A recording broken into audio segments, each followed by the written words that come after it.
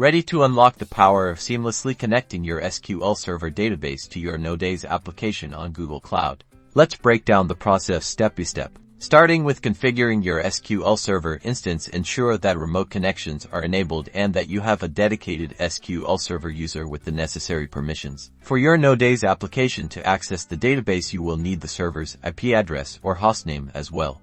Next, let's provision a Google Compute Engine instance to host your Node.js application. When creating your instance, remember to choose an appropriate machine type based on your application's needs and configure firewall rules to allow traffic on the necessary ports, including port 1433 for SQL Server if you're connecting directly.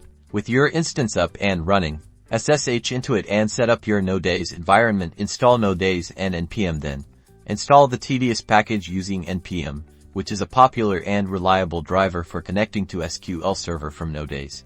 Now, craft your Node.js code to establish the connection to your SQL Server database. Import the tedious library. Create a connection configuration object, providing the server details, database name, user credentials, and the authentication method. Implement connection pooling for efficient database access and write your SQL queries. Finally, deploy your Node.js application to your Google Compute Engine instance. Use a process manager like PM to keep your application running reliably. Monitor the performance of both your application and your SQL Server database to ensure everything is operating smoothly and efficiently. Remember to implement robust security measures, such as encrypted connections and proper input validation, to protect your data. That's it, you're connected.